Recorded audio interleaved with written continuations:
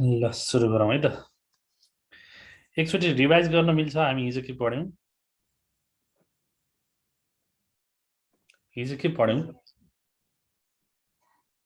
हिजो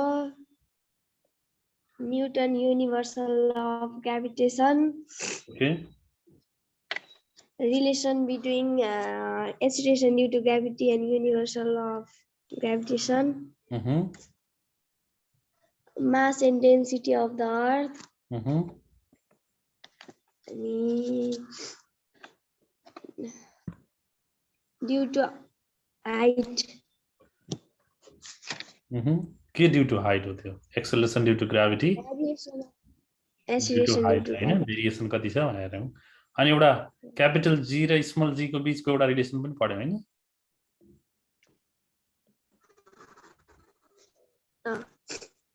यो एउटा रिलेसन थियो नि।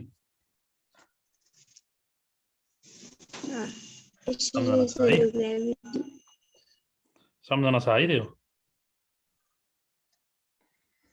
अनि हामी चाहिँ acceleration due to gravity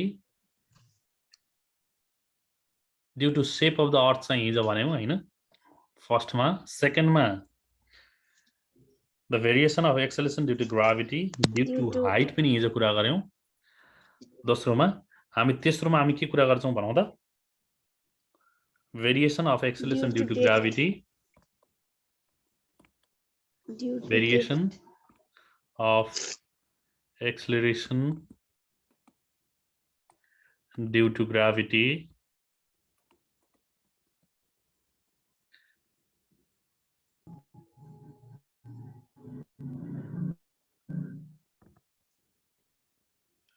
with depth। ठीक छ है? अब हामी पृथ्वीको एउटा खाल्डो खनेर धेरै तल केही गहिराइमा गयौँ भने त्यहाँ एक्सेलरेसन ड्यू टु ग्राभिटी कति हुँदो रहेछ भन्न खोजेको। सपोज यो अर्थ हो, अर्थको रेडियस कति छ? सपोज सेन्टर सी छ,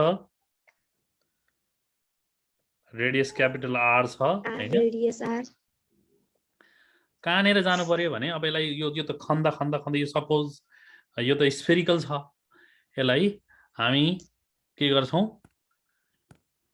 डेप्थमा जानु पर्यो। सपोज मानौ कुनै पोइन्ट पी भन्ने एउटा सर्टेन डेप्थमा, सपोज मानौ यसको डेप्थ मैले कति मान्छु? एक्स भनेर डेप्थ माने है। यो मैले यहाँ एउटा फेरि एउटा अर्को स्फियर बनाउन मिल्छ नि त, यहाँ सर्टेन डेप्थ माने भने है। सर्टेन डेप्थ यो भयो भनेपछि यो सानो स्फियरको रेडियस कति हुन्छ तिमीलाई याद छ? यो स्फियरको रेडियस कति हुन्छ यहाँबाट भन्न सक्छौ? r minus x। यो किन r minus x हुने भयो रे?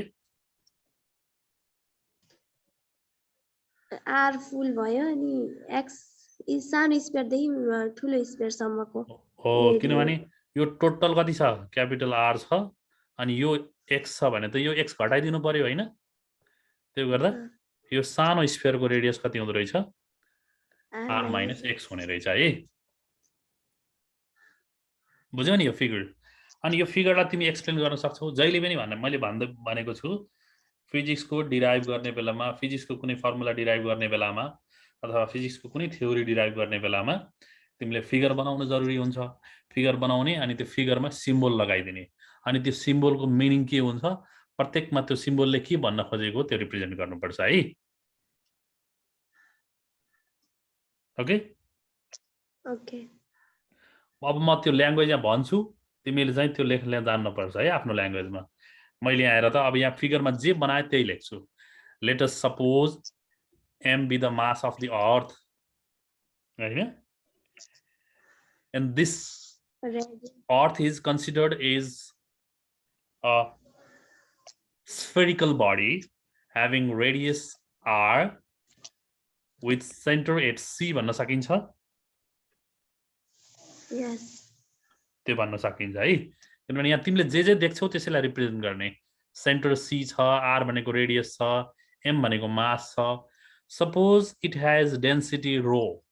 याद गर्ने डेन्सिटी हामी कति बेला डिफाइन गर्छौं? डेप्थमा गएको बेलामा, जहाँ अर्थलाई अर्थको केही गहिराइमा गयौँ भने हामी डेन्सिटीको कुरा गर्छौँ माथि स्पेसमा गयौँ अथवा केही हाइटमा गयौँ भने अर्थबाट केही सर्फेसभन्दा केही डिस्टेन्स माथि गयौँ भने हामी त्यहाँ डेन्सिटीको कुरा गर्नु पर्दैन हिजो हामी अल्टिट्युडमा एक्सेलरेसन ड्यू टु ग्राभिटीको भेरिएसन कति छ भनेर कुरा गरेको बेलामा हामी डेन्सिटीको कुरा त गरेका थिएनौँ तर यहाँ कुरा गर्छौँ है यहाँ चाहिँ एक्सेलरेसन ड्यू टु ग्राभिटी डेप्थमा कति हुन्छ कति असर गर्दो रहेछ भनेर चेक गर्नको लागि हामीलाई डेन्सिटी चाहिन्छ ठीक छ है तिमीलाई थाहा छ नि ल अब हिजो पढेको कुरा यो हो नि हिजो हामी so what is the acceleration due to gravity on the surface of the earth भन त वी नो भन्न पाइयो नि हिजो पढेको कारणले वी नो दैट है तिमीले अब यो सबै एक्सप्लेन गर्न जान्नुपर्छ त्यो एक्सप्लेन गरेर यो सिम्बोलले के भन्न खोजेको त्यो भनिसकेपछि मात्रै भन्ने है we know that the acceleration due to gravity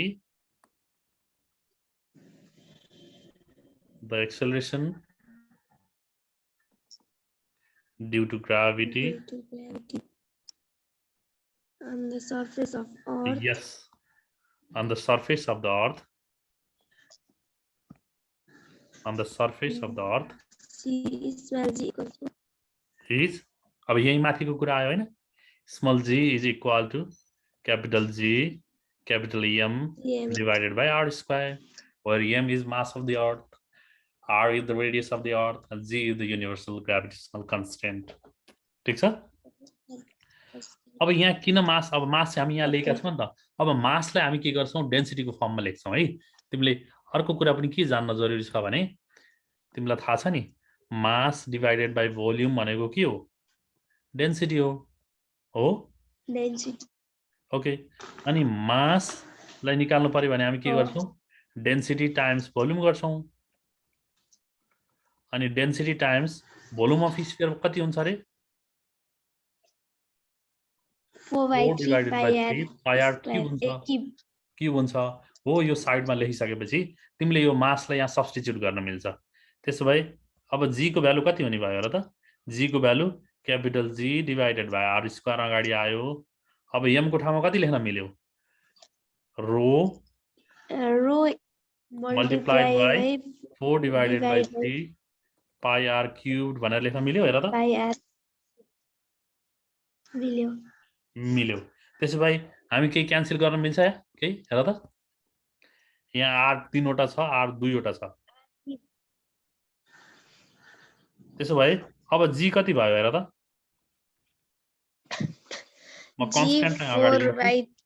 constant अगाडि लिएँ भने पहिला नम्बरलाई अगाडि लिने 4 डिवाइडेड बाइ 3 कन्स्ट्यान्ट भयो रो भनेको डेन्सिटी त्यो पनि कन्स्ट्यान्ट हुन्छ acceleration due to sorry universal gravitational constant यो पनि कन्स्ट्यान्ट भयो पाई भन्ने आफैमा कन्स्ट्यान्ट हो के बाँकी रह्यो आर बाँकी रह्यो है यो के भयो त यो acceleration due to gravity on the surface of the earth clear छ यो यस क्लियर छ है अब तिमीले यो फर्मुला एकैछिन याद गर्ने अथवा म यहाँ लेख्छु याद नगर्दा पनि हुन्छ यो पछि चाहिन्छ अब म यो मेटाइदिन्छु लाएर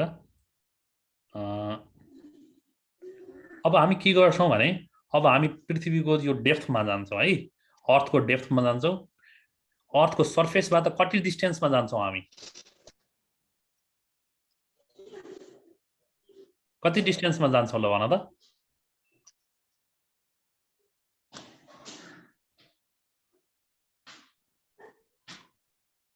हामी x डिस्टेन्समा जान्छौं अर्थको यो x डिस्टेन्स भनेको यहाँ जान्छौं हामी हो यो ठाउँमा जान्छौं सपोज यो ठाउँको नाम p हो यहाँ तिमी भन्न सक्छौ नि let p be a point at a distance कति डिस्टेन्स छ भन त at a distance x distance x हैन at a distance x inside कि outside हो यो आउटसाइड द अर्थ हो कि इनसाइड द अर्थ हो?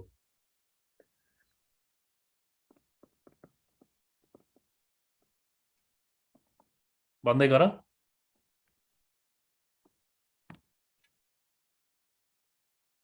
इनसाइड द अर्थ हो?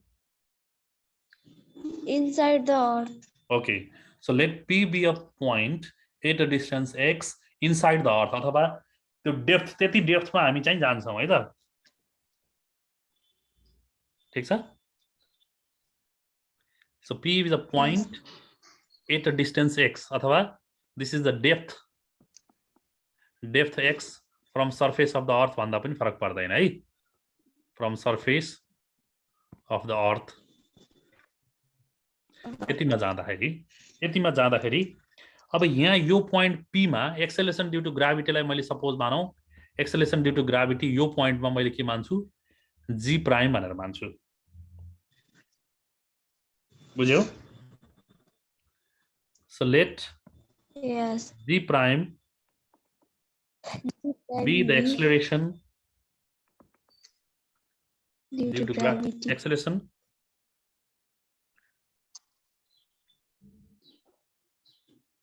due to gravity. Acceleration due to gravity at point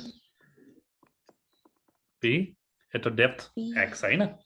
अब यो पोइन्टमा हेर त, अब यो सर्फेसमा रेडियस r हुँदाखेरि r हुँदा कति हुन्थ्यो रे हाम्रो एक्सेलेरेसन ड्यू टु ग्राभिटी?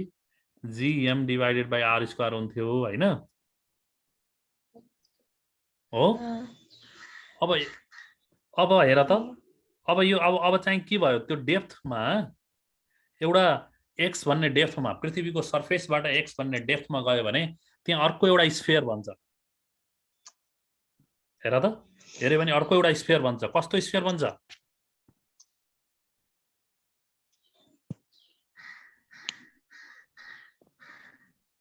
यो स्फियर बन्छ। हेर त,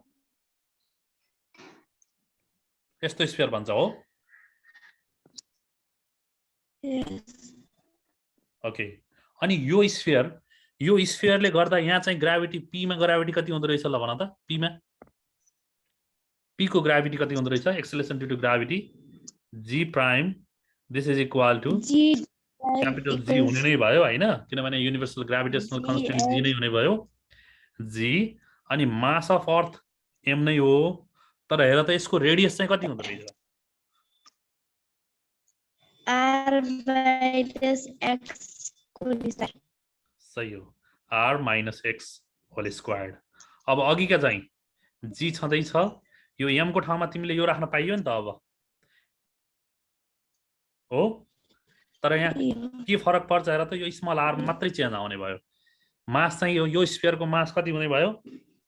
4 डिवाइडेड बाइ 3 पाई कति हुन्छ भन त? रो पनि हुने भयो, पाई, अनि r को क्यूब छ भने यहाँ चाहिँ के हुने भयो? के हुने भयो यहाँ? r माइनस x को क्यूब हुने भयो हैन? हो? डिवाइडेड बाइ कति हुन्छ? r माइनस x को होल स्क्वायर हुने भयो। अनि यसलाई सल्भ गरे भने के आउँछ ल भन त? यसलाई यहाँ r माइनस x को स्क्वायर छ तल, न्युमरेटरमा चाहिँ क्यूब छ, डिनोमिनेटरमा स्क्वायर छ, भनेपछि के बाँकी रह्यो? 4 डिवाइडेड बाइ 3 रो अनि पाई हैन, जी क्यापिटल r माइनस x मात्रै बाँकी रह्यो। यो चाहिँ के रहेछ अरे? यो चाहिँ जी प्राइम। सो यसलाई म इक्वेसन सेकेन्ड मान्छु। अब हिजोको जस्तै गरौँ न त, यहाँ पनि हिजो हामी के गरेका थियौं? डिवाइड गरेका थियौं नि, किनभने हामी त कम्पेयर गर्दै छौं acceleration due to gravity at point P मा हैन, केसँग? एट पोइन्ट, यहाँ certain point on the surface of the earth हैन त? सर्फेस अफ द अर्थमा कति छ अनि पोइन्ट पी मा कति छ, यो दुईटाको लागि हामी कम्पेयर गर्न खोजेको हो नि हैन?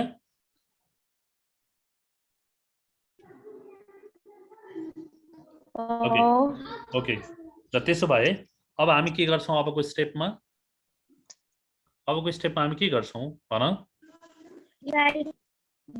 dividing equation. Okay dividing equation dividing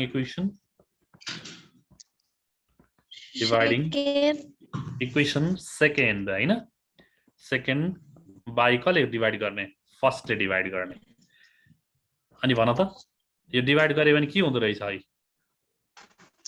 equation second चाहिँ के थियो 4 g prime divided by 4 divided by 3 rho pi g capital R minus x whole divided by यता पनि divided by यता चाहिँ g छ हैन इक्वेसन 1 यतातिर 4 divided by 3 छ रो छ यता पनि g छ पाई छ यता चाहिँ क्यापिटल R छ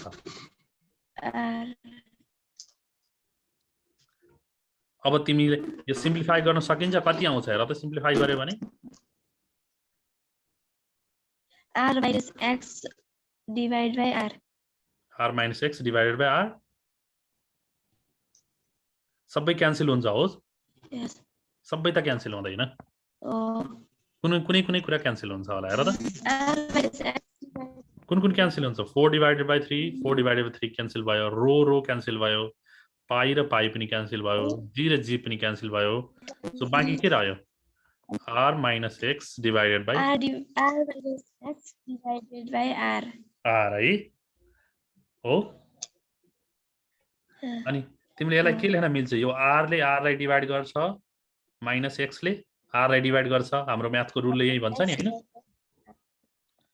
यसलाई हामी 1 minus x divided by r भनेर लेख्न मिल्छ यो के हो यो भनेको सबै g prime divided by g भनेको यो हो त्यसो भए p भन्ने पोइन्टमा एक्सेलरेसन ड्यू टु ग्राभिटी कति हुँदो रहेछ g prime is equal to हामी यसलाई चाहिँ यो क्रस मल्टिप्लाई गर्छौं हैन अनि यहाँ हामी g लेख्छौं क्रस मल्टिप्लाई गर्दा अनि 1 minus x divided by r भनेर लेख्छौं है so this is your final expression भनेपछि तिम्रो acceleration due to gravity at point p at a depth x from the surface of the earth the acceleration due to gravity g prime that is equal to g times 1 minus x divided by r where x is the depth from the surface to the point p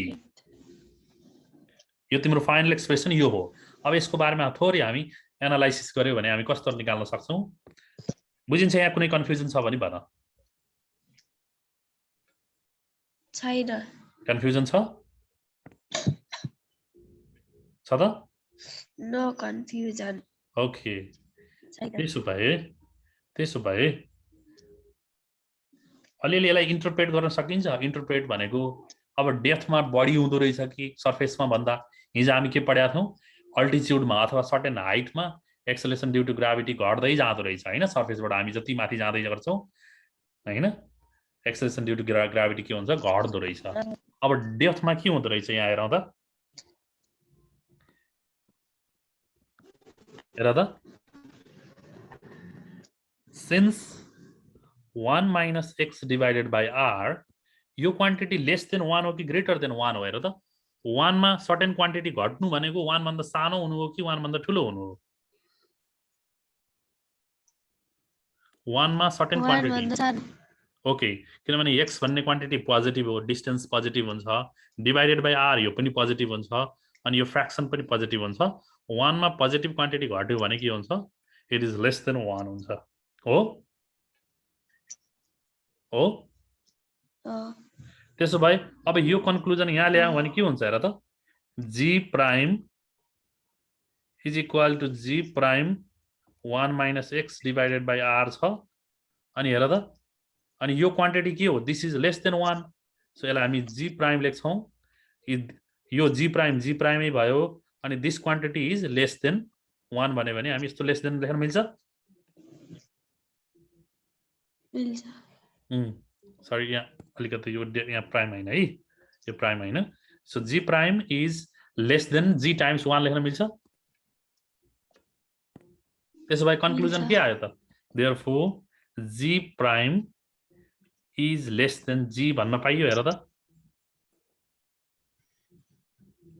G prime is less than G भन्न पाइयो? यसले के conclusion दियो? So as we go inside the surface of the earth,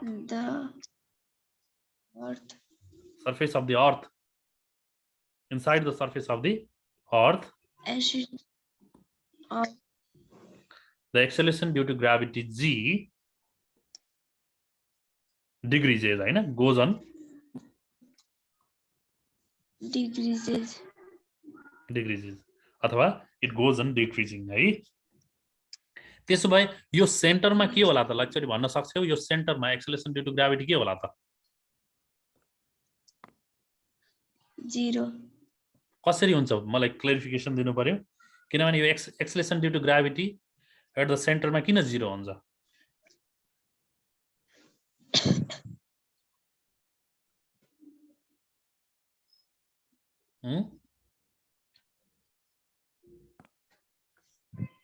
भन्न सक्छौ?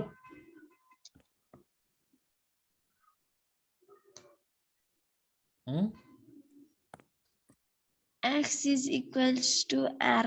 Okay, हो त्यही कुरा है। सो यो नोट गर्ने है, हामीसँग त यो फर्मुला छ, since G prime is equal to G times 1 minus X divided by R. So at the center of the earth, यो डिस्टेन्स कति हो? हाम्रो डेप्थ चाहिँ सर्फेस देखि सेन्टर सम्म जानु भनेको x is equal to r हो। x र r इक्वल हुन्छन् भन्न खोजेको हो तिमी। त्यसो भए के लेख्न पाइने भयो? त्यसो भए हेर त, g prime this is equal to g 1 minus x र r x इक्वल हुने भयो। So this is equal to g 1 minus 1 is equal to कति हुने भयो? g टाइम्स 0 भनेको 0 हो। त्यही हो नि हैन?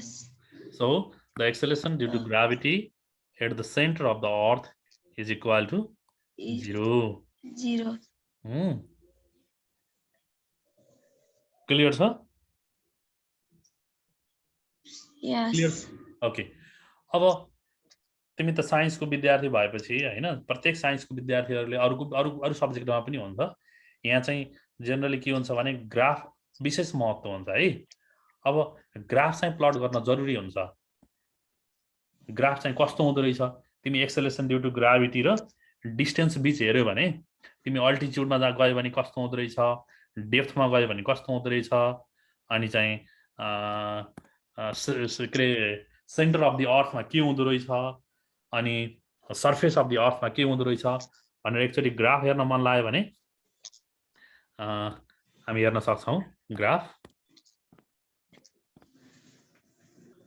जस्तो म एउटा ग्राफ बनाउँछु है।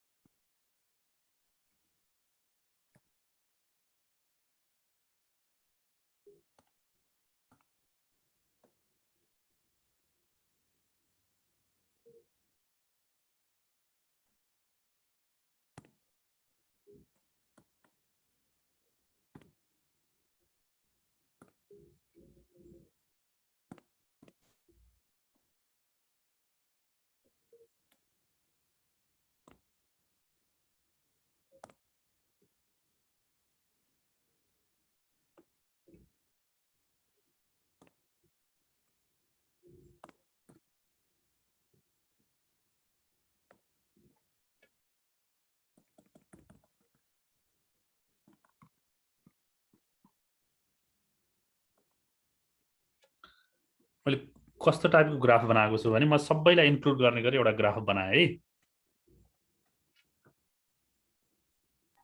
मैले के गर्दै छु थाहा छ नि?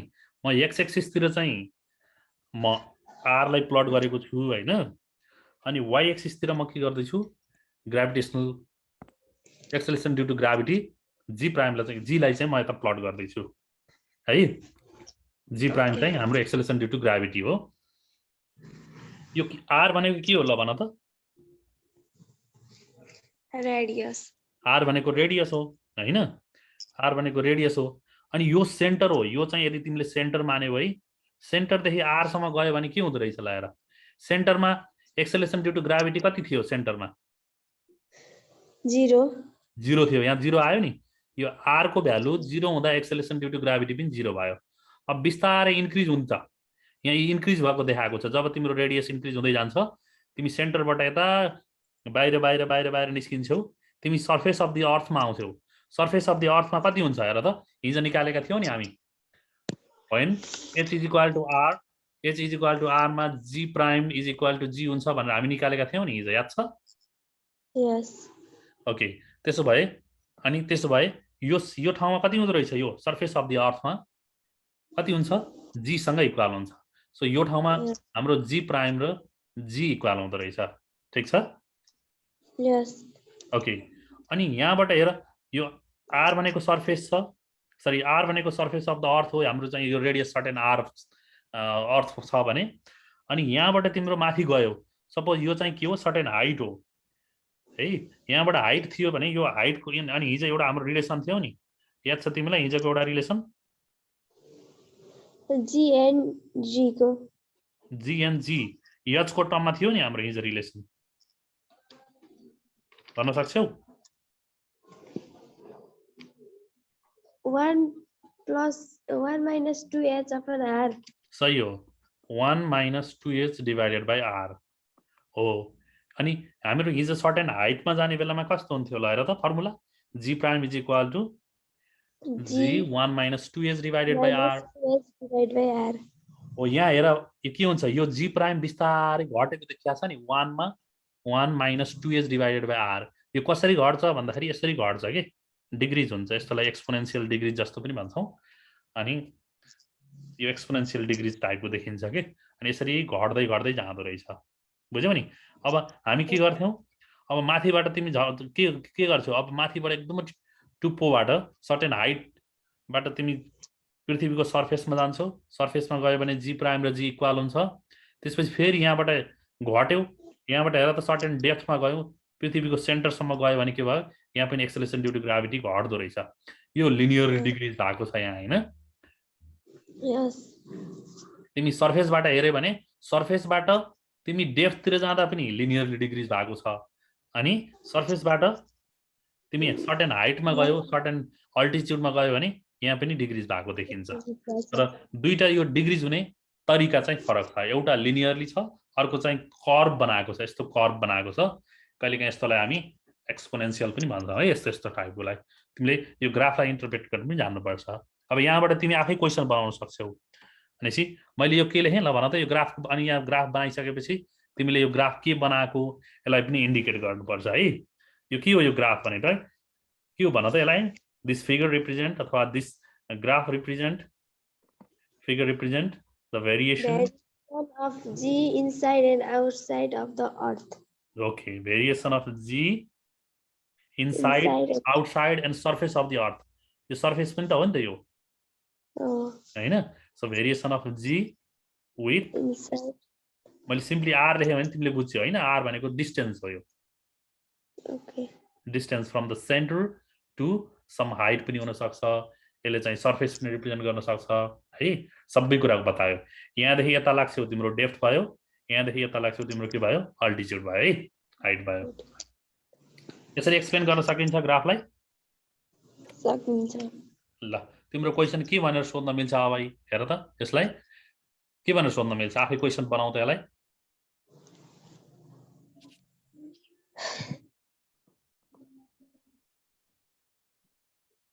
बनाउन सकिन्छ?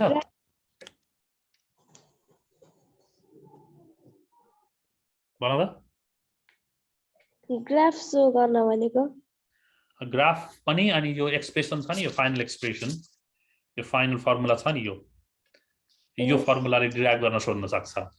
कसरी सोध्न सक्छ भने, discuss the acceleration due to gravity at a depth x from the surface of the earth. बुझ्यौ? Discuss the acceleration डिस्कस अथवा find the expression for acceleration due to gravity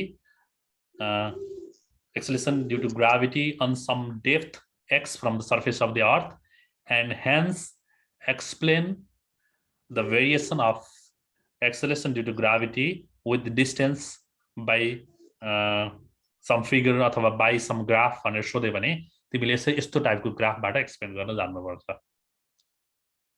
okay okay ल म यसलाई चाहिँ क्लियर गर्दिएँ है त। Okay okay अब अर्को टपिक छ फेरि। अब तेस्रो यो भयो। अब चौथोमा के छ भने द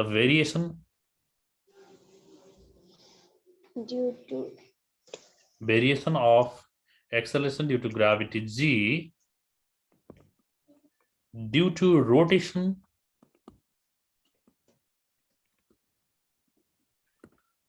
of the earth। कहिलेकाहीँ हामी यो लेटिट्युडले गर्दा के असर पर्छ त एक्सेलरेसन ड्यू टु ग्राभिटीमा पनि भन्छौँ, अथवा यो रोटेसन अर्थको रोटेसनले गर्दा एक्सेलरेसन ड्यू टु ग्राभिटीमा कस्तो असर गर्छ त, इन्क्रिज हुन्छ कि डिक्रिज हुन्छ कि हैन के हुन्छ भनेर हामी त्यसको बारेमा अध्ययन गर्छौँ है। यो so acceleration due to gravity एउटा अर्थको सेपले गर्दा पढ्यौँ हामी, अर्को अर्थबाट सर्टेन हाइट माथि अल्टिट्युडमा गयौँ अनि त्यहाँ एक्सेलरेसन ड्यू टु ग्राभिटी कति हुन्छ त्यो हेरौँ, अनि अहिले भर्खरै acceleration due to gravity at some depth हैन डेप्थमा कति हुन्छ त त्यो हेरौँ। अब चाहिँ एक्सेलरेसन ड्यू टु ग्राभिटी अर्थको रोटेसनले गर्दा कस्तो हुँदो रहेछ, चेन्ज हुँदो रहेछ हैन, कति चेन्ज हुन्छ, घट्दो रहेछ कि बढ्दो रहेछ कि अथवा कन्स्टेन्ट हुन्छ कि के हुन्छ त्यसको बारेमा अध्ययन गर्छौँ। अलि यो अलिकति अलि म्याथमेटिकल छ, अलि फिगर अलि पहिलाको भन्दा अलि बुझ्न अलि कठिन छ, तै पनि तिमी बुझिहाल्छौ है। हो जस्तो तिमी एउटा यहाँ कन्सेप्ट बुझ्नुपर्छ, ओमेगा भन्छ यसलाई है। के भन्छ र यसलाई? ओमेगा। ओमेगा जस्तो इङ्ग्लिस अल्फाबेटको क्यापिटल एयु स्मल एयु भने जस्तै यो चाहिँ स्मल ओमेगा हो, यो क्यापिटल ओमेगा है। यस्ता यो ग्रीक लेटरहरू अनि ल्याटिन उताबाट आएको लेटरहरू हुन्। सो स्मल ओमेगा यो भन्ने, क्यापिटल ओमेगा यो भन्ने है। ओके ओमेगा यो ओमेगाले एउटा मिनिङ दिन्छ फिजिक्समा, तिम्रो रेसिस्टेन्सको युनिट दिन्छ यो ओमेगाले, क्यापिटल ओमेगाले। अनि स्मल ओमेगाले हामी यहाँ के रिप्रेजेन्ट गर्छौँ भने स्मल ओमेगा भनेको एङ्गुलर भेलोसिटी, एङ्गुलर भेलोसिटी भन्छौँ है स्मल ओमेगाले। बुझ्यौ? अब एङ्गुलर भेलोसिटी कस्तो बेलामा युज हुन्छ भने यदि मोसन सर्कुलर छ, सर्कलमा मोसन छ भने त्यति बेला हामी एङ्गुलर मोसनको कुरा गर्छौँ। अनि एङ्गुलर मोसनमा एङ्गुलर भेलोसिटी, एङ्गुलर एक्सेलरेसन हैन, स्पिड अनि चाहिँ फोर्स पनि त्यो एङ्गुलर टाइपको फोर्स हुन्छ, हामी त्यसलाई भन्छौँ सेन्ट्रिपेटल फोर्स भन्छौँ, सेन्ट्रिपेटल फोर्स भन्छ। अनि कही ठाउँमा सेन्ट्रिफ्युगल फोर्स भन्ने पनि आउँछ। यो फोर्सहरुबाट फ्यामिलियर हुनुपर्छ, ठीक छ? यहाँ रोटेसनको कुरा आयो नि त, रोटेसनको कुरा आएपछि के हुन्छ, मोसन सर्कुलर मोसनमा हुन्छ। जस्तो एउटा फ्यान घुमेको बेलामा सर्कुलर मोसनको कुरा आयो हैन, एउटा गाडी घुम्टीमा घुम्छ त्यहाँ पनि सर्कुलर मोसनको कुरा आउँछ। बुझ्यौ नि? अरु प्लानेटहरु पनि सर्कुलर अर्बिटमा घुम्छन्, त्यहाँ पनि सर्कुलर मोसनको कुरा आउँछ।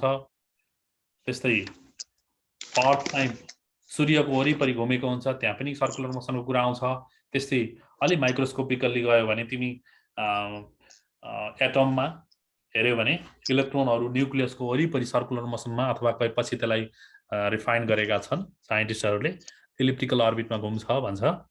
अब यो त्यस्तो केसमा चाहिँ एङ्गुलर मोसन, एङ्गुलर भेलोसिटीको कन्सेप्ट आउँछ। यहाँ रोटेसन भएको कुराले यहाँ एङ्गुलर भेलोसिटीको कुरा गर्छौं है, ठीक छ? यो कुरा बुझ्यो भने सजिलो हुन्छ। अब हामी यहाँ एउटा फिगर बनाउँछौं। पहिला म फिगर बनाउँछु, यो फिगर तिमीले राम्ररी बुझ्नुपर्छ अनि यो फिगरबाट सबै कुरा म एक्सप्लेन गर्छु। पहिला एउटा अर्थ बनाऊ है त। Okay okay, this one is earth. Earth is considered spherical object. अनि अब अर्थ को मोशन रिप्रेजेन्ट गर्नको लागि म यो अर्थ घुम्यो छ, अर्थ रोटेट गरेको छ, यो अर्थ रोटेट गर्ने एंगुलर भेलोसिटी कति भन्यो भने के रहेछ, ओमेगा रहेछ है।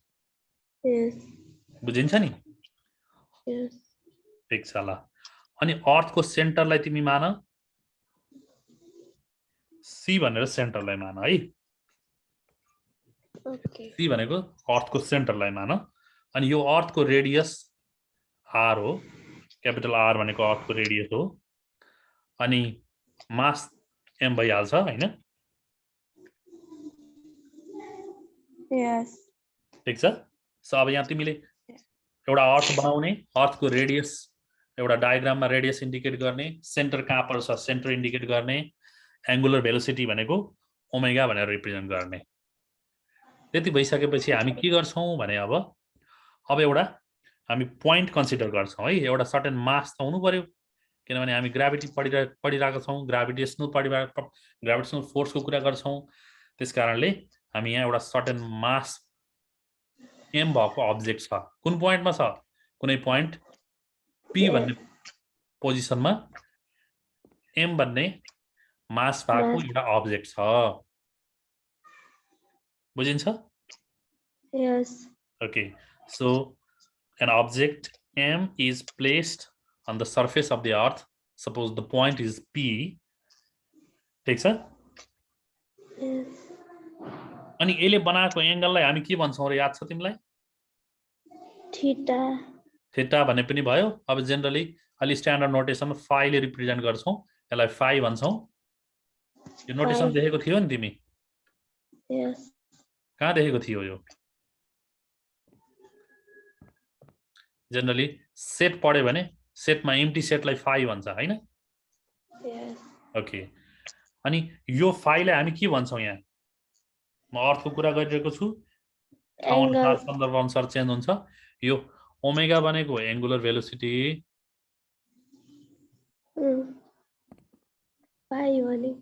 फाइ भनेको लेटिट्युड एंगल हो है। Yes. लेटिट्युड Angle. लेटिट्युड भनेपछि हामी एंगलले रिप्रेजेन्ट गर्छौं। अब मास एम भएको अथवा के सरी मास एम भएको अब्जेक्ट चाहिँ कुन पोजिसनमा छ? पी भन्ने पोजिसनमा छ। Yes. अब अर्थ रोटेट नगरेको बेलामा, यदि अर्थ रोटेट गरेको छैन भने यो मासको वेट कति हुन्छ तिमीलाई थाहा छ? यो मासको वेट कति हुन्छ तिमीलाई थाहा छ? मैले अस्ति तिमीलाई हिजो भनेको थिएँ, वेट र मासमा के फरक छ छुट्टाउ भनेर भनेको थिएँ। तिमीले पढ्यो पढेनौ त्यो? F is equal to mg. F is equal to mg. Okay, force भन्नु र वेट भन्नु उस्तै हो है। ल ठीक छ, तिमी फर्मुलाको हिसाबमा गयौ। ल अनि यो मासको वेट कतातिर कन्सन्ट्रेट गरेको हुन्छ, कता डिरेक्ट गरेको हुन्छ भने यो सेन्टरतिर डिरेक्ट गरेको हुन्छ। सो यो मासको वेट कति हुँदो रहेछ? mg भनेर लेख्छु म। mg the weight of the object acts along the radius of the earth. यो रेडियस हो नि त, यो रेडियस तिर चाहिँ एक्ट गर्छ। This is towards the centre of the earth. यो कति बेलाको कुरा गरेको छु म? यो अर्थ रोटेट गरेको छैन, रोटेट नगरेको बेलामा है। तिमी यो गफ लेख्न सक्छौ नि यहाँ हैन? Let us suppose earth spherical earth, radius r, m be the mass, let small m be the mass of object at point P. When this earth is not rotated, then the weight of this object is acts along the radius of the earth towards the center. भन्न सक्छ? Yes. Okay, त्यो भन्न सक्छ है। अब suppose मानौ अब अर्थ चाहिँ एंगुलर भेलोसिटी ओमेगाले चाहिँ रोटेट गर्न थाल्यो। एंगुलर भेलोसिटी ओमेगाले रोटेट गर्न थाल्यो। यसलाई चाहिँ हामी यो भर्टिकल लाइनलाई हामी एक्सिस भन्छौं। This is axis of the earth. यो एक्सिसको वरिपरि एक्सिसलाई रेफरेन्स पोइन्ट मानेर अनि एंगुलर भेलोसिटी ओमेगाले यो घुम्यो भने, बुझ्यौ नि? अनि यो पोइन्ट पी भन्ने यो अब्जेक्ट पी भन्ने पी पनि रोटेट हुन्छ कि त्यही बसिराख्छ? घुम्यो भने रोटेट हुन्छ यो पनि रोटेट हुन्छ भनेपछि यो रोटेट गर्ने बेलामा यसले पनि के बनाउँछ एउटा सरफेस अथवा एउटा चाहिँ स्फियर बनाउँछ यसले पनि सर्कल बनाउँछ भनौँ न त यसलाई एउटा सर्कल बनाउँछ है हैन हेर त यो यम पनि रोटेट गर्छ यसरी रोटेट गर्ने बेलामा यसले के बनायो यसले पनि सर्कल बनाउँछ है अनि यो सर्कलको रेडियस कति हुने भयो यो हुने भयो सेन्टर कहाँ हुने भयो म यसलाई सी मानेको छु भने यो यसको सेन्टरलाई C1 भनेर माने है त ओके C1 भनेको कसको रेडियस हो यो एम को the radius of a circle formed by the rotating object यो अब्जेक्ट रोटेट गरेको छ अनि यसले सर्कल बनाएको छ त्यो सर्कल बनाइसकेपछि हामी एउटा रेडियस चाहिँ यसलाई एउटा रेडिएसन यसको रेडियस एउटा नाम दिउँ न त यो रेडियसलाई के मानौ सपोज r भनेर मानौ है यसलाई ओके तिमीले यहाँ सबै रिप्रेजेन्ट गर्दै जानुपर्छ let r be radius radius of a circle formed by rotating object of mass m at point का p भन्ने पोइन्टमा बुझिन्छ यस ल ठीक छ त्यसो हो भने अब तिमी सानो क्लासमा 9 10 क्लासमा पढेको होला तिमीसँग राइट एंगल ट्रायंगल छ यो हैन अनि यहाँ एंगल थीटा छ यहाँ चाहिँ सपोज ओ छ यहाँ ए छ यहाँ बी छ भने तिमी sin थीटा को भ्यालु निकाल्नु पर्यो भने के गर्थ्यौ रे p divided by h p भनेको के हो oa divided by h भनेको के हो हाइपोटेन्युस भनेको ab हो भनेको oa भनेको कति हुँदो रहेछ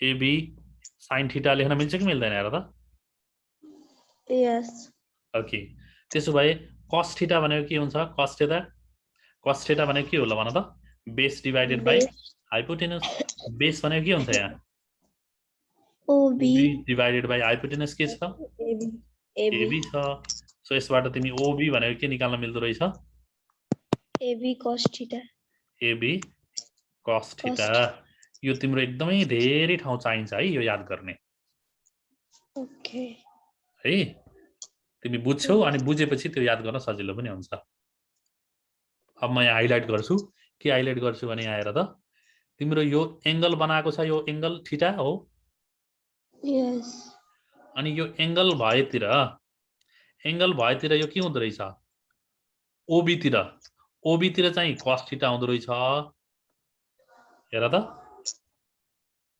ओबी को कुरा गर्दैछु नि म ओबी तिर चाहिँ सपोज यसलाई मैले r माने भने एबी को भ्यालु r माने भने r cos थीटा हुँदो रहेछ हैन यस म भर्टिकल लाइन ताने भने त यहाँ पनि त अनि यो हाइट र ओए हाइट र अनि यति यो हाइट पनि सेम हो कि हैन भन त हो अनि यो हाइट तिरको डिस्टेन्स र ओए को डिस्टेन्स एउटै हो नि त हो अनि यो कम्पोनेन्टलाई हामी के भन्छौं यो भर्टिकल कम्पोनेन्ट यो एंगल सबटेन्ड गरितिरको एंगल चाहिँ कोसाइन कम्पोनेन्ट भन्छ यो बाँकी रहेको कम्पोनेन्टलाई हामी के भन्छौं यो साइन कम्पोनेन्ट भन्छौं है कम्पोनेन्ट भन्छ जनरली भेक्टरलाई डिवाइड गर्छ दुईवटा सेपरेट पार्टमा अनि त्यो यो r लाई मैले डिवाइड गर्छु हेर त यतातिरको के भयो r sin थीटा भयो सो एंगल भएतिर कम्पोनेन्ट के हुँदो रहेछ r को r sin थीटा एंगल भएतिर r sin थीटा हुँदो रहेछ कि r cos थीटा हुँदो रहेछ sin थीटा हैन यो एंगल भएतिर r को कम्पोनेन्ट यो बीचमा गएको r हो यो एंगल जता छ एंगलतिर के हुँदो रहेछ r cosine थीटा हुँदो रहेछ अनि एंगल नभएतिर के हुँदो रहेछ sin theta so this is sine component this is cosine component is along theta and sine component is on the other side भन्न पाइयो नि त यस ल त्यसो भए तिमी यो कम्पोनेन्ट को बारेमा बुझेपछि मलाई एक्सप्लेन गर्न अलि सजिलो हुन्छ अब म त्यस्तै कम्पोनेन्ट को बारेमा फेरि यहाँ एकचोटी बताउँछु अब त हामी यो अघि त्यहाँ अर्थ नघुमेको बेलामा कुरा गरेका थियौं हैन अनि अर्थ नघुमेको बेलामा त्यो अब्जेक्टको वेट कतातिर कन्सन्ट्रेट हुँदो रहेछ अथवा कता एक्ट गर्दो रहेछ सेन्टरतिर अब अर्थ चाहिँ के भयो अब रोटेट गर्न थाल्यो है रोटेट गर्न थाल्यो अनि अर्थ रोटेट गर्ने बेलामा के हुँदो रहेछ अर्थ रोटेट गर्न थालेको बेलामा भन त यसले एउटा सर्कल बनायो यो सर्कलको रेडियस r छ भने तिमी अब यो रेडियस कति हुँदो रहेछ रेडियसको भ्यालु निकाल्न सक्छौ यो रेडियसको भ्यालु त्यहाँ हेर त कस्तो देखिन्छ c1 यहाँ p भन्ने छ अनि यहाँ c छ यो एंगल फाइ छ भने तिम्रो अल्टरनेट एंगल पनि इक्वल हुन्छ भनेर पढेको हो अनि यो अल्टरनेट एंगल भएको कारणले यो यहाँ पनि फाइ हुने भयो यस ओके अनि यो फाइ तिरको चाहिँ त्यसो भए के हुने भयो ल भन त फाइ तिर यो चाहिँ यतातिर एड गरेको यो भेक्टर कति छ यो भेक्टर किनभने वेट भनेको भेक्टर क्वान्टिटी हो यो कति छ यहाँ mg छ नि त यतातिर एड गरेको mg छ मैले अघि एक्जाम्पल दिएको थिएँ नि के एक्जाम्पल दिएको थिएँ यस्तो दिएको थिएँ अनि यता थीटा छ अनि यतातिर यो r छ भने यता r कोसाइन कम्पोनेन्ट हुन्छ यो एंगल सबटेन्ड गरेतिर एंगल सबटेन्ड गरेको छैन माथितिरको पार्टमा के हुन्छ r sin थीटा हुन्छ भनेर भनेको थिएँ नि यस ओके देन ल हेर त यो फाइ तिर चाहिँ के हुने रहेछ यहाँ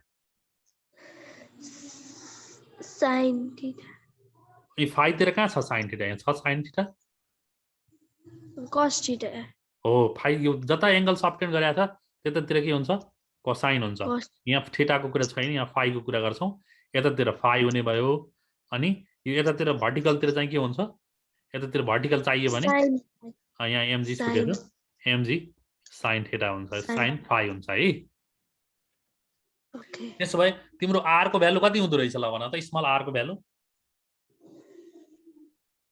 स्मल r को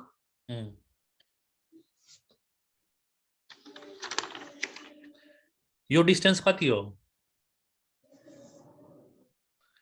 तिम्रो त यहाँदेखि यहाँसम्मको डिस्टेन्स r छ नि यदि r डिस्टेन्स छ भने यदि मैले रेडियस भेक्टर माने भने म यसलाई रेडियस भेक्टर मान्छु r त्यसो भए अब के हुने भयो mg को ठाउँमा मैले केले चेन्ज गरे r ले चेन्ज गरे भने अब यहाँ के हुने भयो r कोसाइन थीटा यता हुन्छ r sin फाइ यता हुन्छ कोसाइन फाइ अनि sin फाइ यता हुन्छ है भनेपछि यो r को भ्यालु कति हुँदो रहेछ यो r को भ्यालु कति हुने रहेछ r यो अल्टरनेट एंगल भएको कारणले यहाँ चाहिँ के हुन्छ फाइ हुन्छ यहाँ फाइ हुन्छ अनि यो r को भ्यालु कति हुँदो रहेछ हेर त this r is equal to यो रेडियस r हो नि यहाँदेखि यहाँको डिस्टेन्स त भनेपछि कति हुने भयो r sin फाइ कि कोसाइन फाइ कोसाइन सही हो r cosine phi so small r is equal to r cosine phi हेर त कस्तो कन्सेप्ट छ यहाँ जियोमेट्रीको कन्सेप्ट छ ट्रिगोनोमेट्रीको कन्सेप्ट छ so this r can be divided in two components one is along phi हैन the radius of a circle made by the object while rotating the radius is given by r is equal to capital R cos phi लेख्न मिल्दो रहेछ है okay अब भनेपछि यो object पनि कस्तो मोसनमा गयो त हेर त सर्कुलर मोसनमा गयो कि स्ट्रेट लाइनमा गयो अथवा रेक्टिलिनियर मोसनमा गयो अथवा कस्तो मोसनमा गयो अब्जेक्ट सर्कुलर ओके सर्कुलर मोसनमा गयो भने यसले एक्सपिरियन्स गर्ने कस्तो टाइपको फोर्स एक्सपिरियन्स गर्छ सर्कुलर फोर्स एक्सपिरियन्स गर्छ कि अरु कुनै टाइपको एक्सपिरियन्स सेन्ट्रिफ्युगल फोर्स हो सर्कुलर फोर्सलाई हामी सेन्ट्रिफ्युगल फोर्स भन्छौं यहाँ है भनेपछि हामी के भन्न पाइन्छ the object the moving object will experience centrifugal force हैन यो रोटेटिङ भएको बेलामा hence the object experience the centrifugal force centrifugal force. अब यो सेन्ट्रिफ्युगल फोर्स चाहिँ के हो भने mv square divided by r भन्छ। तिम्रो सेन्ट्रिफ्युगल फोर्समा F is equal to mv square divided by r। तिमी सर्कुलर मोसन पढेपछि यो एउटा फर्मुला आउँछ। यो लिनियर भेलोसिटी हो है। लिनियर भेलोसिटी भनेको यस्तै लाइनमा जाने भेलोसिटी। अनि प्रत्येक ठाउँमा हामीले चाहिँ यसलाई चाहिँ सर्कुलर यस्तो सर्कुलर बनाउँछौँ। प्रत्येक ठाउँमा यसले भेलोसिटी यो v हुन्छ, यतातिर भेलोसिटी v हुन्छ, भेलोसिटी v हुन्छ। अनि यो यस्तो कर्व गएको हुन्छ अनि कर्वबाट यहाँ चाहिँ रेडियस r हुन्छ। अनि यति बेला एक्सपिरियन्स गर्ने फोर्स कति हो त अब्जेक्टले? यहाँ अब्जेक्ट छ भने F is equal to mv square divided by r हुन्छ। अनि तिम्रो एङ्गुलर भेलोसिटी निकाल्नु पर्यो भने हामी के गर्छौँ? एङ्गुलर भेलोसिटीलाई यो r ले मल्टिप्लाई गर्यो भने के आउँछ? v आउँछ है। v आउँछ भनेपछि तिमीले यो f लाई फेरि हेर त कसरी लेख्न मिल्दो रहेछ? m टाइम्स v लाई r ओमेगाले रिप्रेजेन्ट गर। किनभने यहाँ हामी ओमेगाको कुरा गरिरहेको छौँ नि त। यहाँ एङ्गुलर मोसन अफ द अर्थको कुरा गरिरहेको छौँ नि त हैन? जति एङ्गुलर मोसनले यो अर्थ घुमिरहेको छ त्यति एङ्गुलर मोसन हुन्छ, त्यति एङ्गुलर भेलोसिटी ओमेगा हुन्छ हामीसँग। अनि के हुने भयो ल? रिप्लेस गर त v लाई r ओमेगाले, r omega squared divided by r गरे भने m times r squared omega squared divided by r। अनि एउटा r क्यान्सल भयो भने के हुन्छ? m r ओमेगा स्क्वायर्ड हुन्छ हो? Yes. Okay, then so the centrifugal force is कति हुँदो रहेछ? m r omega squared. अनि यो भनेको m भर्खरै निकाल्यौँ नि हामी r को भ्यालु कति निकाल्यौँ? Capital R cosine of phi times omega squared. बुझिन्छ नि? हेर त Yes. सेन्ट्रिफ्युगल फोर्स यो के कारणले हो? अर्थको रोटेसनले गर्दा त्यो अब्जेक्ट पनि घुम्यो हैन? अब्जेक्ट पनि रोटेट गर्यो अनि त्यसले एउटा सर्कुलर पाथ बनायो। त्यो सर्कुलर पाथको रेडियस स्मल r मानियो हैन? अनि त्यसलाई चाहिँ अर्थको रेडियससँग एउटा रिलेट गरियो। अर्थको रेडियस अनि लेटिट्युड फाईसँग रिलेट गर्दा small r is equal to capital R cos phi भयो।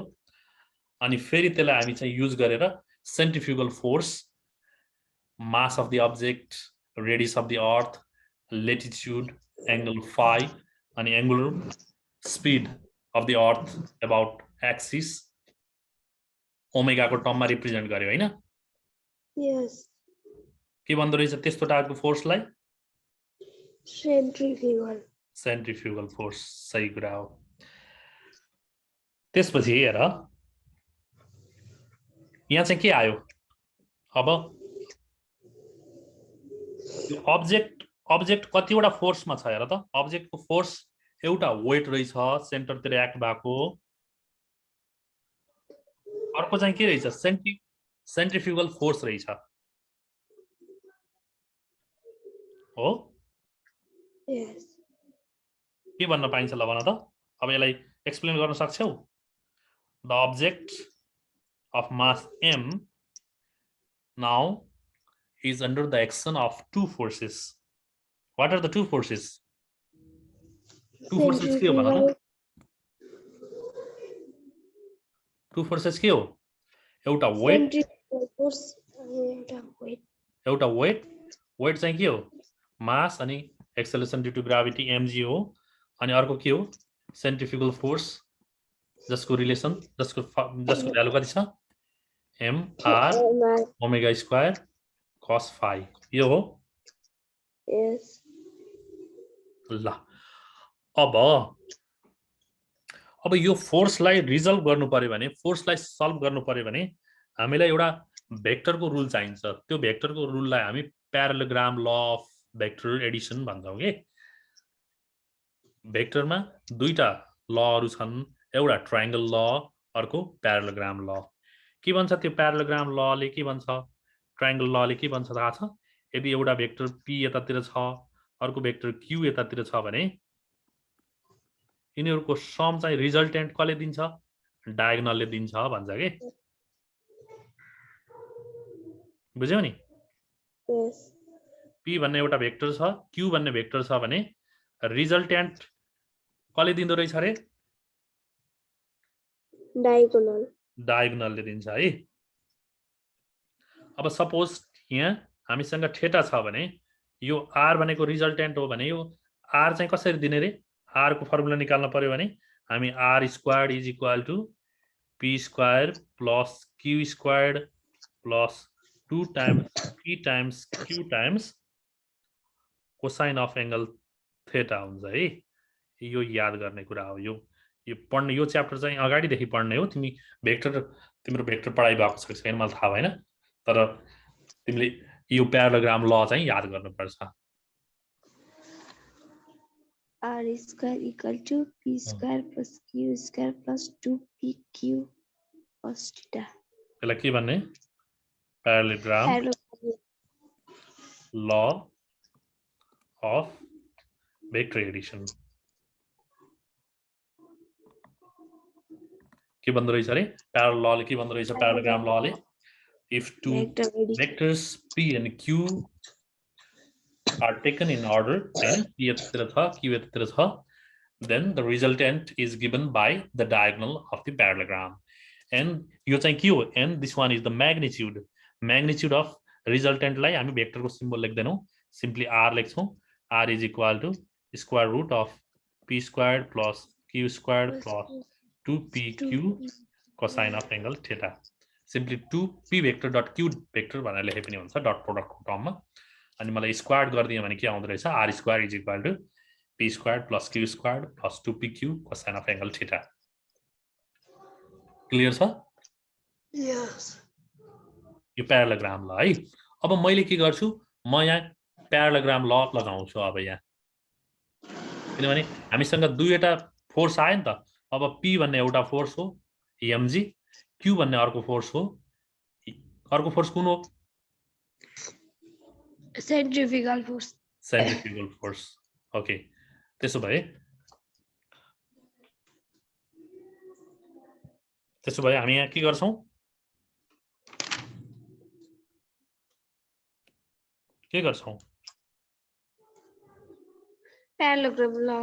प्यारालोग्राम ल लगाउँछौं है ओके अब यो सेन्ट्रिफ्युगल फोर्स र अर्को सेन्ट्रिपेटल फोर्स भन्ने हुन्छ सेन्ट्रिफ्युगल फोर्स चाहिँ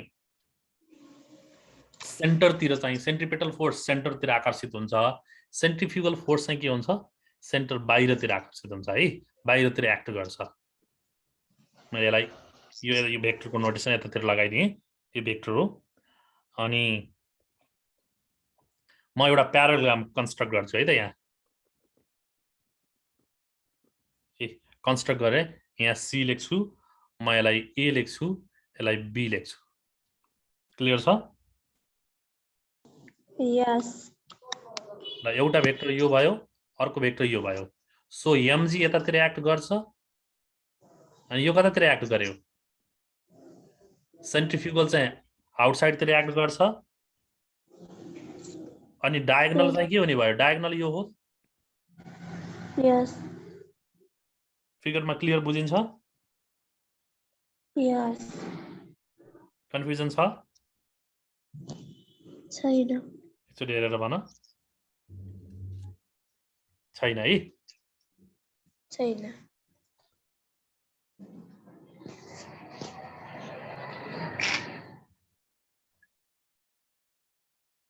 ओके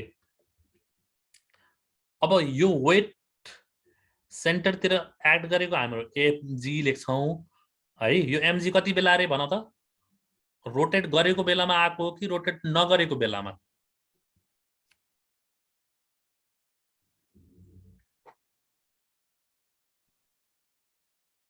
रोटेट गरेको बेलामा हो कि नगरेको बेलामा भन्न सक्छौ नगरेको बेला ओके नगरेको बेलामा अब रोटेट गरेको बेलामा पनि त यसको मास होला नि त अथवा यसको वेट होला नि त मास त एम नै हुन्छ तर अब रोटेट गरेको बेलामा त मास त जहिले पनि कन्स्टेन्ट भयो यहाँ रोटेट गरेको बेलामा मास एउटै हुन्छ तर ग्राभिटी चाहिँ चेन्ज हुन्छ एक्सेलरेसन ग्राभिटी सो हामी mg प्राइम भन्छौं है m टाइम्स g प्राइम जी प्राइमलाई हामी के भन्छौँ यसको त्यो एक्चुअल वेट होइन रोटेट गरेको बेलामा आएको वेट हो त्यो वेटलाई हामी एपारेन्ट वेट भन्छौँ एपारेन्ट वेट के नाम भन्छौँ रे apparent weight एपारेन्ट वेट भन्छौँ है त्यसपछि त्यो एपारेन्ट वेट चाहिँ के हुन्छ हेर त डायगोनलले दियो नि त त्यो डायगोनलले दिएको हुनाले हामी के गर्छौँ from प्यारालोग्राम law of vector Edison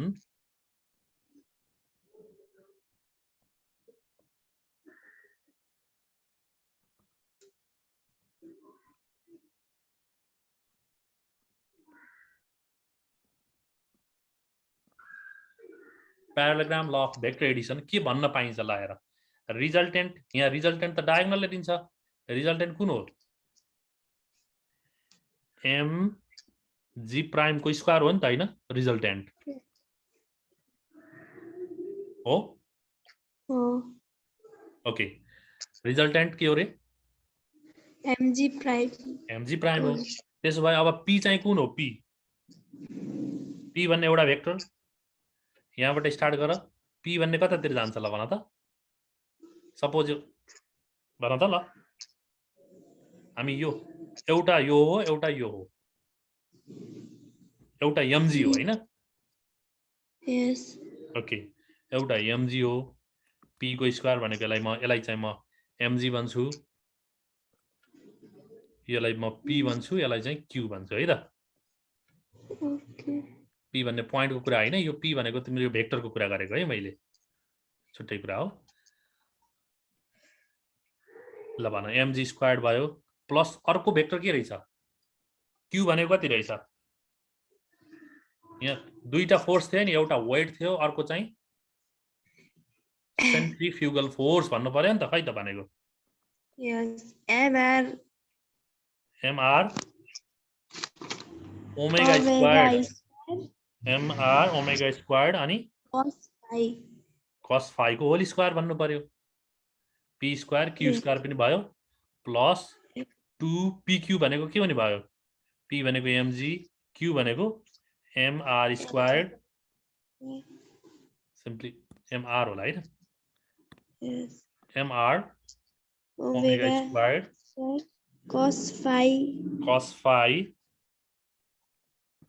त्यसपछि के हो यो cos phi त यसैसँग आएको कुरा हो यो त 2pq भयो टाइम्स के थियो भन त cos हो अर्को cos त बाँकी छ नि त यो सम्झिनु पर्छ अर्को cos अब यिनीहरु बीचको एंगल के हुन्छ बीचको एंगल भनेको के थियो यो डायगोनलले कोसँग बनायो p सँग बनाएको एंगल yes यो डायगोनलले कोसँग बनाएको एंगल p सँग बनाएको एंगल कति हुने भयो ल हेर त phi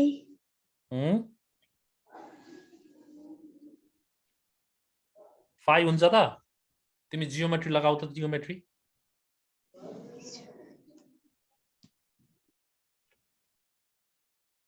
यहाँ यो एंगल भनेको जस्तो यस्तो बनाइदियो है त यो थीटा भनेको एंगल कति हो p र q बीचको एंगल हो यहाँ तिमीले के निकाल्नु पर्यो एकचोटी हेर है प्यारालोग्राम लमा यो थीटा भनेको p र q बीचको एंगल हो याद गर्ने यहाँ चाहिँ यो एंगल कति हो तिमीले निकाल्नु पर्ने यो एंगल हो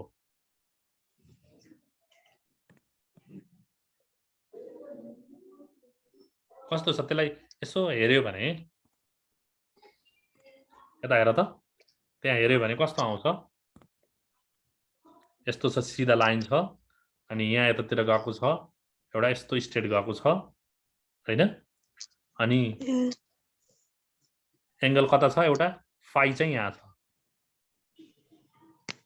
तिमीलाई कुन चाहिएको रे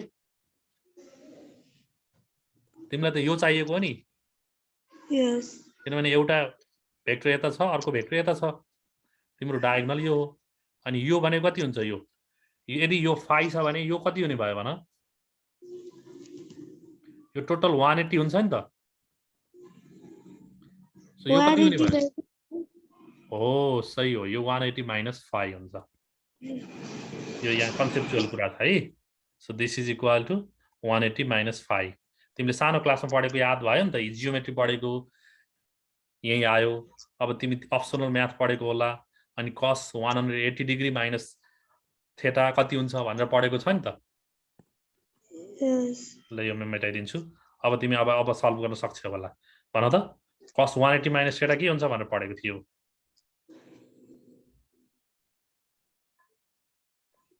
के हुन्छ नेगेटिभ cos थीटा हुन्छ कि sin थीटा हुन्छ कि याद छ Minus cos theta. Minus cos theta सही कुरा हो माइनस cos थीटा है त्यसो भए अब सिम्प्लिफाई गरौँ न त अब सिम्प्लिफाई गर्न सकिन्छ सिम्प्लिफाई गर्न सकिन्छ Yes. How can you simplify? सबैमा m स्क्वायर छ एलएचएसमा पनि m स्क्वायर छ हेर त mg प्राइमको स्क्वायर गरेको होल स्क्वायर भनेको के हो m स्क्वायर्ड अनि g प्राइमको पनि स्क्वायर भनेको हो Yes. त्यसपछि सिम्प्लिफाई गरे भने के लेख्न मिल्छ ल भन त m स्क्वायर्ड g प्राइमको square this is equal to m squared g squared plus m squared r to the power squared r पनि squared omega to the power 4 cos squared phi plus 2 एउटा यहाँ m छ अर्को m छ कति भयो 2m squared भयो अनि r भयो हैन omega squared भयो G भयो हजुर G अनि यो cos यो भनेको के हुन्छ भने नेगेटिभ cos phi हुन्छ भन्यो नि हैन तिमी आफै Yes. Okay, then what's the value here? Minus cos 2m squared. And G 2m squared g r omega squared अनि cos phi छ यो पनि cos phi भएपछि कति भयो cos squared phi भयो cos squared phi भयो तर यहाँ चाहिँ के हुने भयो अगाडि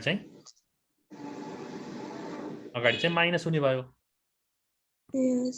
तिमी अब केही फ्याक्टर गर्न सक्छौ के फ्याक्टर गर्दाखेरि केही क्यान्सल हुन्छ m स्क्वायर अगाडि छ एउटा तिमी यहाँबाट एउटा यसलाई m स्क्वायर अगाडि फ्याक्टर गर्न सक्छौ अनि दुवैतिर m स्क्वायर हुन्छ कमन लिन मिल्छ अनि तिमी क्यान्सल गर्न मिल्छ यो कुरा m स्क्वायर क्यान्सल गर्न मिल्छ नि थाहा छ नि हो Yes. Okay so g prime is equal to अब g प्राइम यहाँ चाहिँ तिम्रो g छ हो Yes. अनि यहाँ पनि g छ ठीक छ पहिलोमा g स्क्वायर छ दोस्रोमा g छँदै छैन तेस्रोमा g छ G square हो म के गर्छु भने यो यहाँ यसलाई g स्क्वायर कमन लिन्छु है यो अलि स्पेशल तरिकाबाट हामी गर्छौं यसलाई म g स्क्वायर हेर त अलि युनिक वेबाट हामी गर्छौं g स्क्वायर मैले कमन लिन्छु यो मिलाउनको लागि g स्क्वायर कमन लियो भने भित्र के बाँकी रह्यो 1 बाँकी minus रह्यो plus r squared omega to the power 4 cos square phi g square common लियो भने त हेर त यहाँ तल के हुने भयो यहाँ डिनोमिनेटरमा g स्क्वायर लेख्नु पर्यो नि त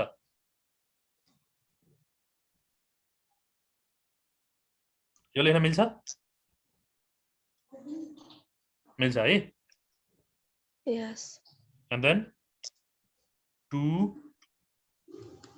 एउटा g कमन गयो फेरि एउटा हामीसँग g स्क्वायर चाहिएको छ नि त त्यसकारणले 2r omega squared cos square phi divided by g लेख्न मिल्छ yes मिल्छ यो के हो यो g प्राइम को स्क्वायर हो कि g मात्रै हो यहाँ G prime को स्क्वायर हो g प्राइम को स्क्वायर हो है क्लियर छ yes म यो माथिको मेटाइदिए कति कन्सेप्ट चाहिँदो रहेछ है ल्याटिट्युडको लागि त yes धेरै कन्सेप्ट चाहिन्छ धेरै कन्सेप्ट जियोमेट्री पनि उति जान्नुपर्छ ट्रिगोनोमेट्री पनि त्यति धेरै जान्नुपर्छ सबै पहिले पढेको कुराहरु सब याद गर्ने रिभाइज गर्ने प्र्याक्टिस गर्ने अनि बल्ल जानिन्छ न त गाह्रो हुन्छ नि अनि फिगर पनि बनाउन जान्नु पर्यो सिम्बललाई एक्सप्लेन गर्न जान्नु पर्यो अनि सजिलो हुन्छ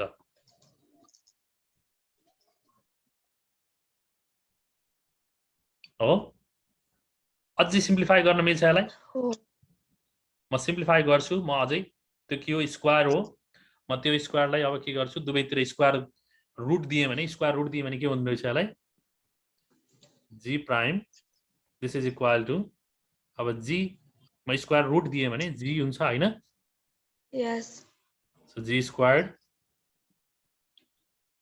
अनि 1 plus plus r r square squared omega to the 4 cos square 4 phi divided by g squared minus 2 times 2 r omega squared cos squared cos phi divided by g यो हो अनि g squared को रुट छ भने हामीलाई g लेख्न मिल्छ अनि बाँकी रहेको यसलाई म r squared omega to the power 4 cos squared phi divided by g squared minus 2r omega squared cos squared phi divided by g to the power कति लेख्न मिल्यो by 1/2 plus 1/2 हो yes ओके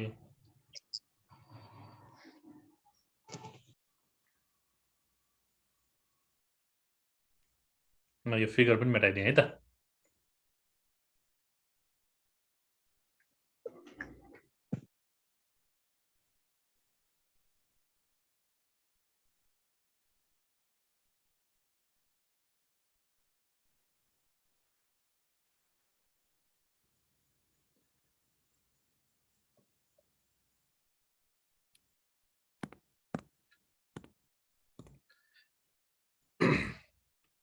ओके सो यो चाहिँ हाम्रो के हो हेर त जी प्राइम को रिलेसन अर्थ को रोटेशनले गर्दा एक्सेलरेसन ड्यू टु ग्राभिटी कति हुँदो रहेछ योबाट हाम्रो यो एउटा रिलेसन हो अब यहाँ के छ भने अलिकति थोरै जान्नुपर्छ तिमीले यो आर भनेको रेडियस अफ द अर्थ हो ओमेगा भनेको एंगुलर स्पीड अफ द अर्थ हो एंगुलर भेलोसिटी भन्छौं आर लाई मल्टिप्लाई गर्छ ओमेगा स्क्वायरले फेरि यसलाई जी ले डिवाइड गरे भने यो चाहिँ एकदमै स्मल क्वान्टिटी हुन्छ बुझ्यौ नि यस सो यो फ्याक्टर चाहिँ सानो क्वान्टिटी हो तिमीले हेर्यौ भने यो रेडियस अफ द अर्थ लिन्छौ सर्टेन एंगुलर भेलोसिटी त्यसलाई चाहिँ 9.8 ले डिवाइड गर्यो भने यो since this is a very small quantity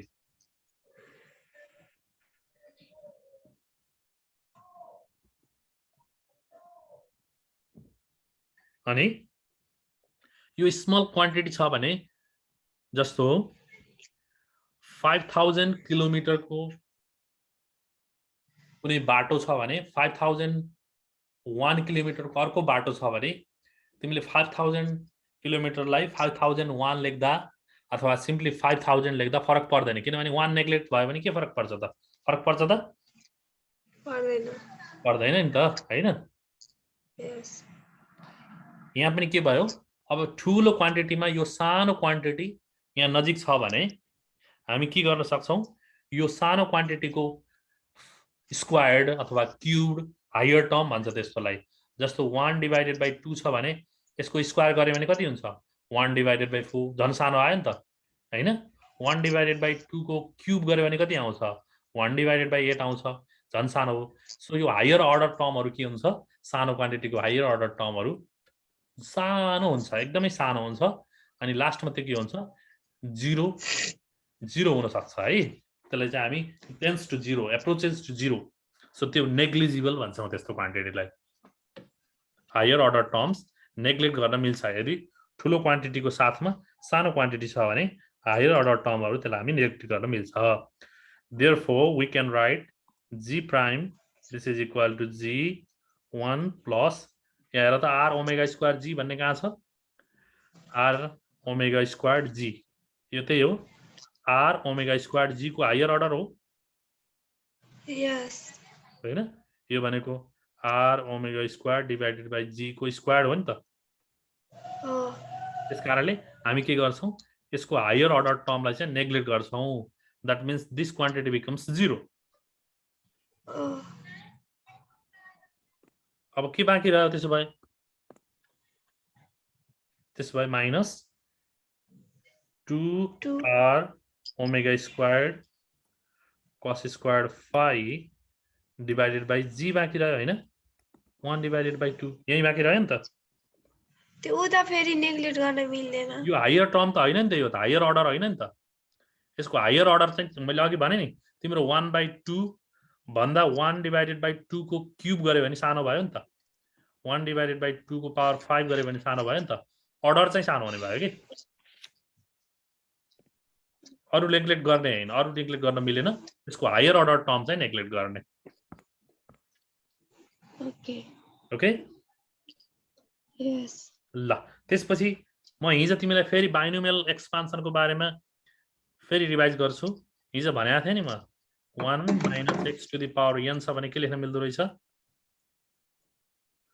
1 plus x हैन plus x squared plus something यस्तै गर्दै हायर टर्मसम्म लेख्न मिल्छ भनेको थिएँ नि हिजो यस याद छ नि ल त्यसो भए this can be written as binomial expansion use गर्यो भने के हुने भयो g को ठाउँमा g अनि 1 - x to the n छ भने 1 - nx यहाँ 1 plus x भएछ sorry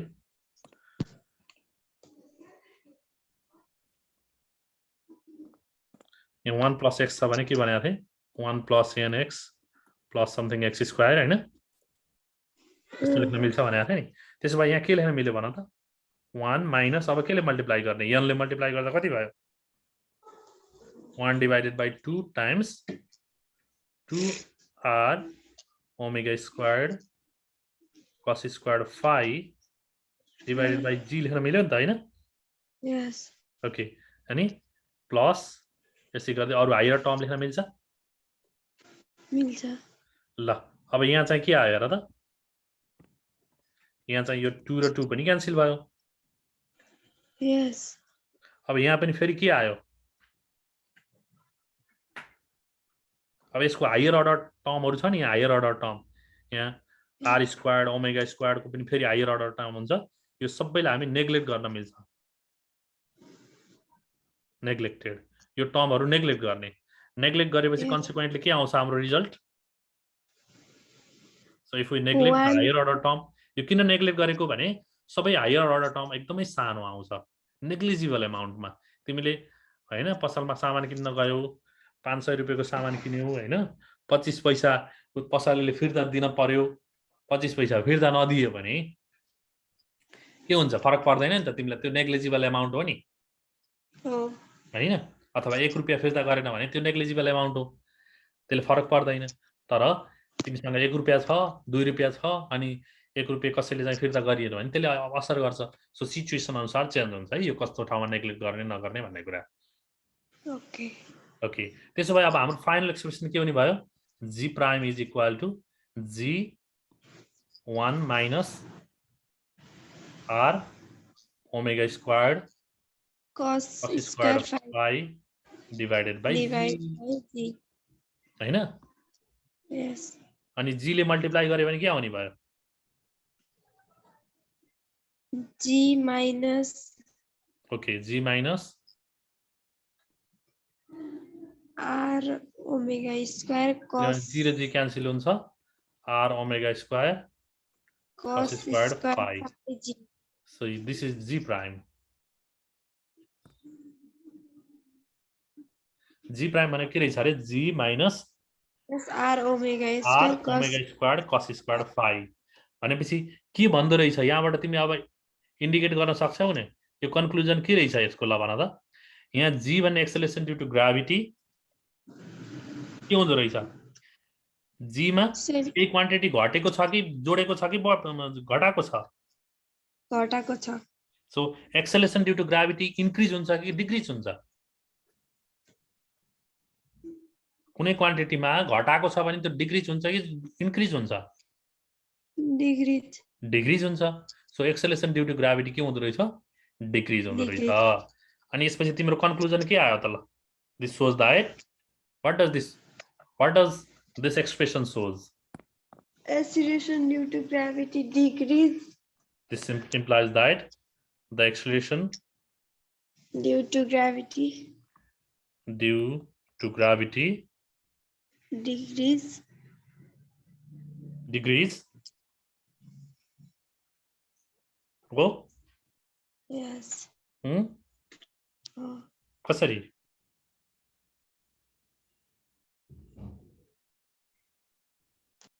The acceleration due to gravity decrease. किनभने यो क्वान्टिटी यहाँ घटेको छ हैन, g प्राइम g भन्दा सानो भयो। इक्वेटरमा के हुन्छ भन त? इक्वेटरमा के हुन्छ? इक्वेटरमा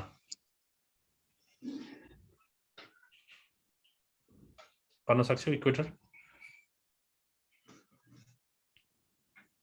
इक्वेटर भनेको कस्तो ठाउँ हो? अर्थको इक्वेटर अनि अर्थको पोल थाहा छ तिमीलाई?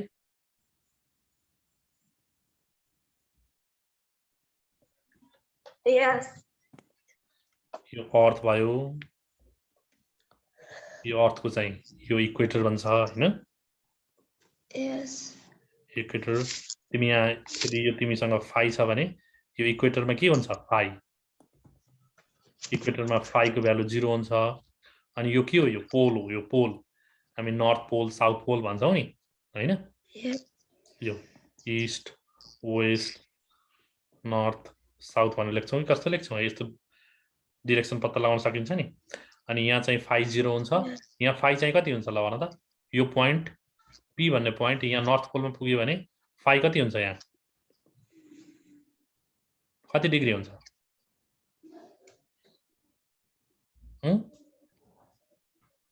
यहाँ यो 0 हुन्छ अनि यो कति डिग्री हुन्छ? यहाँ कति डिग्रीको एंगल हुन्छ? यहाँ 180 minus 5 यो फाइ छ हैन? अनि तिम्रो यो सरफेसमा अथवा यो लाइनमा चाहिँ फाइ के हुन्छ? सानो भएर 0 आउँछ। अनि यो फाइ यहाँदेखि यहाँसम्म पुग्यो भने कति हुन्छ त? यो एंगल कति हो? This is perpendicular, so this is 90 degree. 90 minus. Oh, latitude equator मा 0 हुन्छ अनि पोलमा 90 हुन्छ।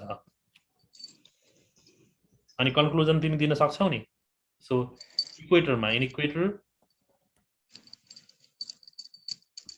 इक्वेटरमा फाइ को भ्यालु कति रहेछ? 0 degree. So g prime 0 degree छ भने cos 0 के हुन्छ? 1 हो नि हैन? त्यसपछि g prime is equal to g minus r omega square मात्रै हुने भयो हैन? स्पेशल केसहरु याद गर्नुपर्छ, प्र्याक्टिस गर्नुपर्छ है। अनि त्यस्तै इन पोलमा के हुने भयो? म्याक्सिमम कति हुन्छ? फाइ चाहिँ कति हुने भयो पोलमा? 90 डिग्री हुन्छ। cos 90 डिग्री को भ्यालु कति हुने भयो? cos 90 डिग्री को भ्यालु कति हुन्छ? 1 हुन्छ कि 0 हुन्छ? 0 हुन्छ। त्यसोभए g prime is equal to g minus 0 भयो। भनेको मतलब g is equal to g prime is equal to g। के बुझ्यौ? भनेपछि एक्सेलरेसन ड्यू टु ग्राभिटी पोलमा इक्वल चेन्ज नहुँदो रहेछ। There is no change in acceleration due to gravity at pole, but the acceleration due to gravity at the equator is minimum. हेर त घटेको छ नि, r ओमेगा स्क्वायरले घटेको छ। r ओमेगा स्क्वायरले घटेपछि यहाँ चाहिँ मिनिमम हुन्छ भन्न पाइन्छ। यो ठाउँमा मिनिमम छ। अनि यहाँ चाहिँ के आएको छ? यहाँ चाहिँ कुनै चेन्ज आएको छैन है। यहाँ चाहिँ कुनै चेन्जै आएको छैन। So there is no effect of acceleration due to gravity at pole. यहाँ कुनै चेन्ज नहुँदो रहेछ। तर इक्वेटरमा के हुँदो रहेछ? के हुँदो रहेछ? इक्वेटरमा मिनिमम हुँदो रहेछ है। चेन्ज हुँदो रहेछ, थोरै हुँदो रहेछ। सबैभन्दा मिनिमम इक्वेटरमा आउँछ। अनि इक्वेटरबाट पोलमा पोलमा पुग्दा कुनै असरै हुँदो रहेनछ ठ्याक्क जी सँग इक्वल हुन्छ है ओके बुझिन्छ यो चाहिँ Yes. सुरुमा तिमीलाई मैले सुरुमा पनि दिएको थिएँ सर्फेस अफ द अर्थ ले गर्दा इक्वेटरमा कहाँ कति हुन्छ पोलमा कति हुन्छ भनेर भनेको थिएँ नि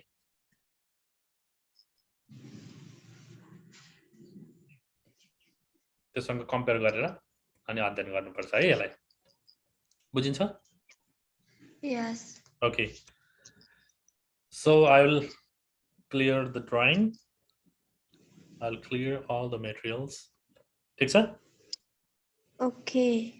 Okay, यति गरौँ है त ल स्टप गरे Yes.